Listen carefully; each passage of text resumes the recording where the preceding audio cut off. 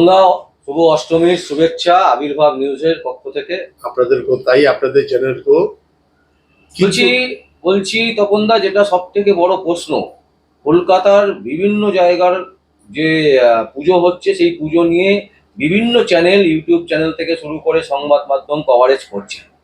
সম্প্রতি প্রায় 3 মাস সংবাদ আবির্ভাবকে বন্ধ রাখতে হয়েছিল। তার কারণ, কোনো একজন ব্যক্তি বা গোষ্ঠী কমপ্লেন করেছিলেন ইউটিউব পুরো বন্ধ করে রেখে দিয়েছিল সংবাদ আবির্ভাবকে। কলকাতা হাইকোর্টে মামলা হয়েছে এবং সেই মামলা চলাকালীনই ইউটিউবকে খুলে দেওয়া হয়েছে, মানে সংবাদ আবির্ভাবের চ্যানেল খুলে দেওয়া হয়েছে। তারপরেও, এত কিছুর পরেও সংবাদ আবির্ভাব পুজোতে নেই। কি মনে হচ্ছে আপনার, কতটা ঠিক? একটা কথা বলিস, আমি এর আগে আপনাদের এই চ্যানেলে একটা বাইট দিয়েছিলাম, যেদিন আপনাদের সংবাদ আবির্ভাবিত আবার নতুন করে হলেন, হাইকোর্টের অর্ডার অনুযায়ী তারা খুলে দিলেন, ক্ষমাপ্রার্থী তারা ভুল স্বীকার করলেন। আজকে দেখুন, আপনাদের এই সংবাদ আবির্ভাবকে বন্ধ করার কারণ আপনাকে প্রশ্ন করেছিলাম এর আগে। এই রাজ্য সরকারের বিপক্ষে কিছু কথা আপনারা যারা বাস্তব পেয়েছিলেন সেটাই আপনারা তুলে ধরেছিলেন। এটা হচ্ছে আপনাদের ভুল ছিলেন। তাই ওনারা এই চ্যানেলকে বন্ধ করার জন্য আপনাদের মেন যে ইউটিউবের যে মেন লোক বা মেন ব্রাঞ্চ যে আছেন তাদেরকে একটা মার্শাল মানে পাওয়ার দিয়ে এখান থেকে তাদেরকে হুমকি ধমকি দিয়েছেন। তাই জন্য আপনাদেরকে 3 মাস বন্ধ রেখেছেন। কিন্তু মহামান্য আদালত তা বিচক্ষণভাবে দেখেছেন, কোনো নিউজকে বন্ধ করতে পারেন না, কোনো প্রেসকে বন্ধ করতে পারেন না। কেননা দেখুন, সংবাদ আবির্ভাব, আমি চাই আবির্ভাব যেখানে হবে সেখানে সংবাদ আবির্ভাব থাকবেন। আপনারা পূজার প্যান্ডেলে কেন নেই? আপনারা প্রত্যেক প্যান্ডেলে যাবেন। আমি বলছি, আপনারা প্রত্যেক প্যান্ডেলে গিয়ে আপনারা মানে টেলিকাস্ট করুন, বাস্তবকে তুলে ধরুন। কোনো বাধা নেই। আপনাদের কে বাধা করেছেন? কে বারণ করেছে আপনাদেরকে মানে এই মানে মিডিয়াতে আপনাদের ঠাকুর প্যান্ডেলে যেতে পারবেন না? আমাকে একটু খুলে যদি বলেন।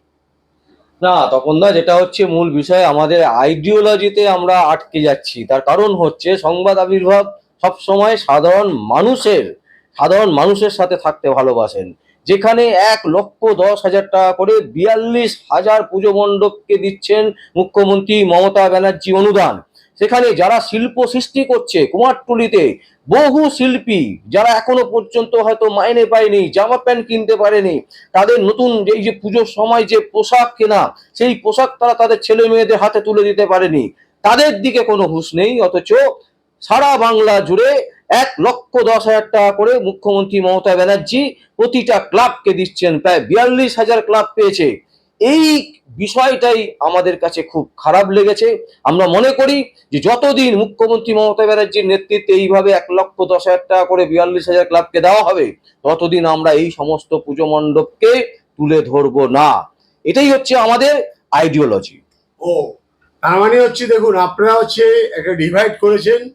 আজকে দেখুন, যারা এই যে কুমারটুলিতে যারা শিল্পী, যারা অ্যাকচুয়ালি যারা মানে এই প্রতিমাকে যারা সৃষ্টি করেন, তাদেরকে সম্মান না দেওয়াটা এটা কিন্তু অত্যন্ত মানে নোংরা জিনিস।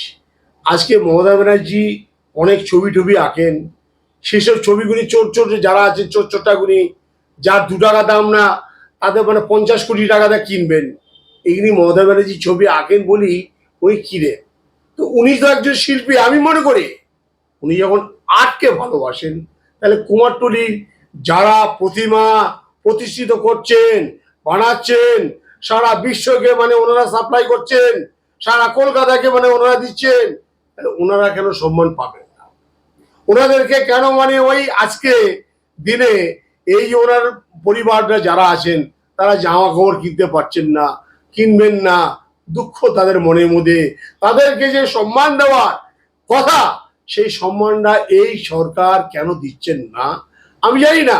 গতকাল আমি একটা খবর দেখলাম, মমতা ব্যানার্জি যত সব সঙ্গীত শিল্পী যারা আছেন বা যারা লোকসঙ্গীত, ফোক সঙ্গীত যারাই করেন, তাদেরকে প্রত্যেককে নাকি একটা ভাতা দেন।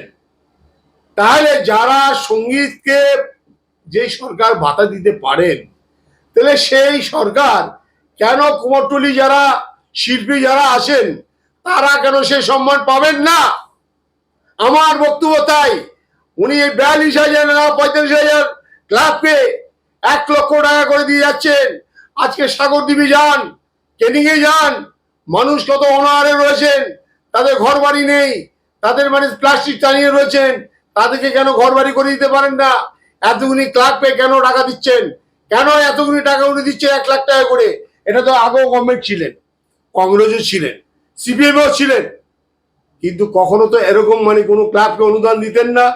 কেন এই অনুদান? কারণটা কি? ওই আজকে যে অভিষেক ব্যানার্জি যেই ক্লাবে যাচ্ছেন, বাংলা মাঠ, তার মানে কি এটাকে বুঝে নিন। আমার আগের বাড়িটা আমি আপনাদেরকে বলেছিলাম, ক্লাবকে মানে উনি পয়সা দিয়ে মানে এতটাই মানে উনি উত্তেজিত করাচ্ছেন যে কোনো জায়গায় কোনো ঝামেলা হলে ক্লাব যখন ঝাঁপিয়ে পড়েন, ওই ক্লাবের রেজিস্ট্রেশন খেয়ে নিতে হবে। আইন বলে যদি কোনো কথা যদি থাকে, সংবিধান বলে জিনিস থাকে, তাহলে মনে করবেন যে ক্লাবই বাড়াবাড়ি করবেন, তাতে কিন্তু মহামান্য আদালত সে একদম রেহাত করবেন না। যত বড় সে হনু হোক, যত বড় ওই মানুষের লেঙ্গুর পড়া লোক হোক, হাফ প্যান্ট পরো ফুল প্যান্ট পরা লোক হোক, যত বড় সে লোক হোক, কাটিং করা লোক হোক, সে রেহাত পাবেন না আইনের কাছে। বিশেষ করে আজকে বাংলা মার বুঝুন তো, এটা মমতা ব্যানার্জিকে আকর্ষণ করতে বলছি।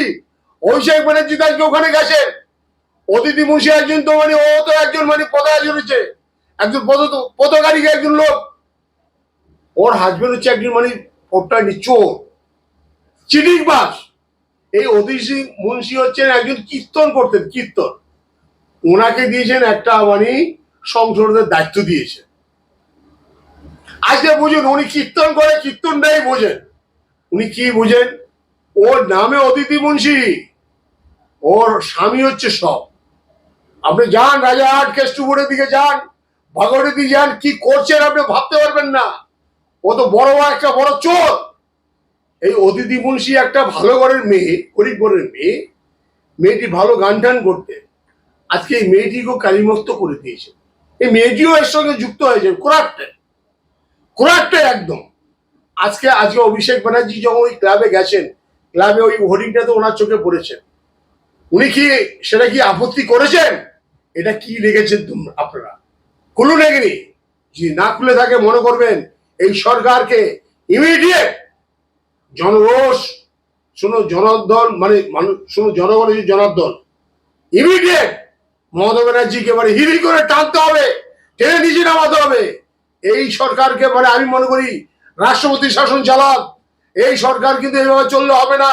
মানুষ অনেক কষ্টতে আছেন, অনেক অভাবে আছেন, যা ইচ্ছে তাই করছেন। কেউ তার প্রতিবাদ করতে গেলে তার বিরুদ্ধে মানে তারা মানে অ্যাকশন নেয়। সেই অ্যাকশনের জন্য যখন করে যান, তখন মানে ওরা জ্যাকশন পেয়ে যান।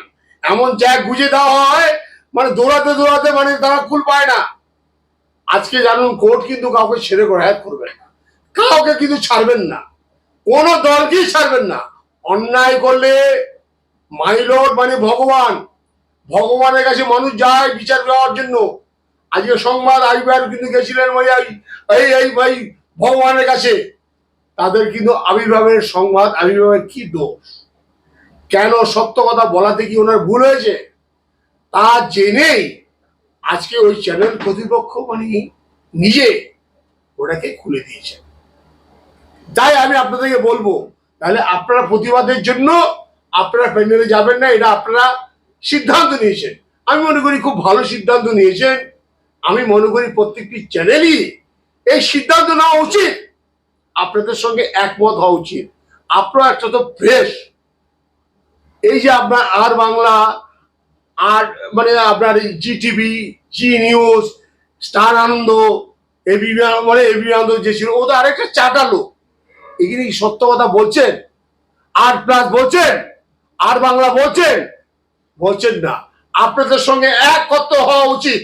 আমি মনে করি সংবাদ আবির্ভাব যদি মানে তারা ছোট হলো, তারা যে কত বড় আকারে যে মানে মানুষ, কত বড় আকারে যে চ্যানেল, তারা যে মানে সারা ভারতবর্ষের মানুষ দেখুক এটা, যে ওনারা ধিক্কার জানিয়েছেন। আশা করি প্রত্যেকটি চ্যানেলই এই ধিক্কার জানানো উচিত। তারা কোনো প্যান্ডেলে যাওয়া উচিত নয়, আমি মনে করি। এই বলে আমি আপনাদের কাছে নমস্কার হলো আমার। শুভ অষ্টমী। অসংখ্য অসংখ্য ধন্যবাদ তপন দা, ভালো থাকবেন।